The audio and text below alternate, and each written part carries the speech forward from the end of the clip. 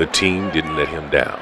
With a 45-14 victory over Troy, the Red Wolves improved to a 10-2 overall and became just the third school in Sun Belt history to finish undefeated in league play with a perfect 8-0 record. In the following coaches show, Freeze talked about their next step.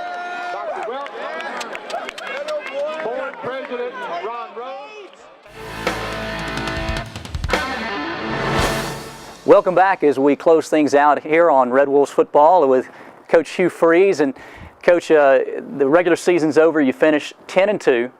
Great season, but you got one more game left, January 8th in Mobile. GoDaddy.com. This is all new to me.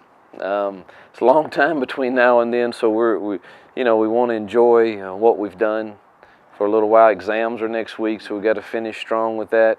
Then after exams, we'll practice a few times, then send them home for the holidays and bring them back. But I haven't seen who they chose. I don't know if that's out yet or not. Still working on that. So we'll play somebody from the MAC.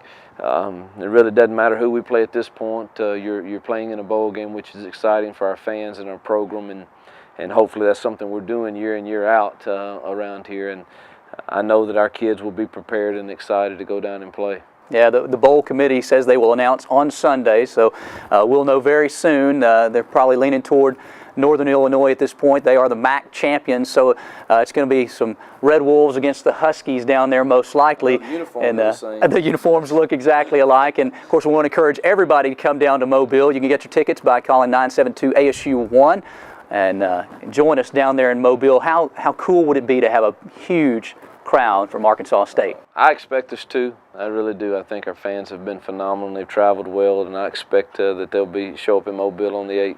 All right, so you got a little time off between now and then. How do you keep the kids focused? You're going to recruit. Yeah, we've got to go recruit, but only 7 of us can be on the road, so there'll be people in the office. We've got to finish up finals and do that very, very well, and let them have that week off for finals to prepare, and then have a couple practices over the next week and send them home for some holidays and bring them back end of December and get prepared for the game. A fun time still awaits the Red Wolves, a chance to go 11-2, a chance to win a bowl game, a chance maybe even at the top 25. This is never-before-seen footage of Coach Freeze's last coach show at ASU. The show didn't air because in the morning of the following Monday, he announced that he was taking the head coaching job at Ole Miss. SEC champions. Ladies and gentlemen, that journey starts today. Please welcome the new head coach of Ole Miss, Coach Hugh Freeze.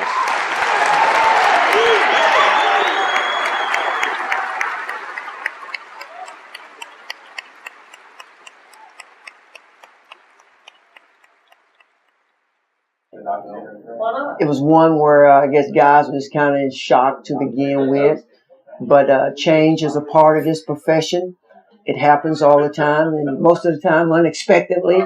And it was a great opportunity, for our kids as well to learn how to adapt to change. And they did that rather quickly, and we was able to move. Well, I mean, understanding the business side of football, anybody put together 10 wins like that in their first year of coaching Division 1A football, I mean, you got to realize that job opportunities are going to come open.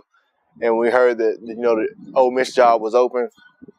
Being that he had came from there before, we were pretty sure that he was going to go there anyway. So, I was happy for him because I know he was from Mississippi. I know that's where he always wanted to be. He was there once before.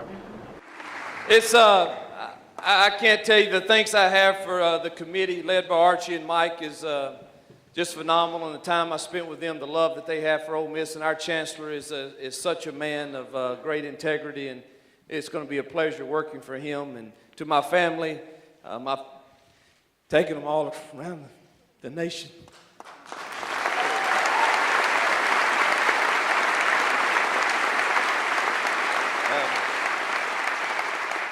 But I've taken them all around the nation to get back to one place, and that is the University of Mississippi, right here.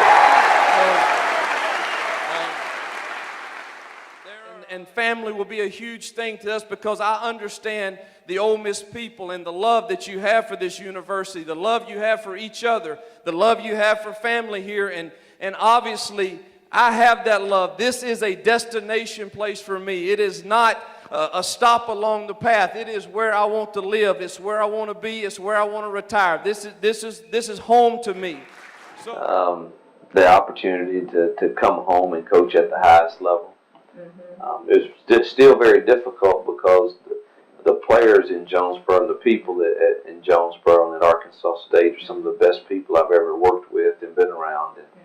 And the family atmosphere that we had there was really unique and special. And that was the draw for me to stay. But the opportunity to coach in the SEC, which is, the top level of all college sports, and certainly it's at a place that's home to me. My parents live 45 minutes from here, and also the financial benefit for my family, my wife and kids. That's part of it also. So it was a lot of factors that go into it, but ultimately it was not an easy decision because of our comfort level at Jonesboro. It was sad. It was tough to see him go, but at the same time, it was the right decision for his family. So you understood the situation, but it was tough. When I found out Coach Reed was leaving the Ole Miss, I was happy for him. I was happy that he was taking another step in his career to better himself and get him to where he wanted to go. You could tell, it was tough. We had just won conference, and we lose our coach, to a bigger school, which it's always hard, especially when you're so close with somebody. You feel like your family, and they get up and have to go somewhere else. So it was very tough, but at the same time, it's part of college football. I think the whole team was sad because we really developed a close relationship with Coach Reed. So I think the whole team really was down at first, but we had to look at it as a part of life and move on. The younger guys, they didn't really understand. It takes some time to understand the business side of football. It's not like high school. It's not just everything's all family and hunky-dory. So the young guys were hurting, so we got to kind of console them, the older guys and coaches and whatnot. But everybody overall understood that it was a business decision, and no one was hurt by it, and no one felt wronged. But you could definitely feel the void. Like I said, when he was gone, it was different, just because of the energy that he brought alone and the relationships. Because it took a lot of his coaches, and the players didn't have those same relationships with the other coaches. We had a great leadership. We had great people to keep us focused on our team, like Demario Davis, Tom Castle, Greg McCall. We had a lot of guys like that to keep us focused on the right things instead of looking at the negative. So the atmosphere was fine. We had made sure we stuck together as a team. We supported him in whatever he did, because he supported us, So. He needed to do what's best for his family.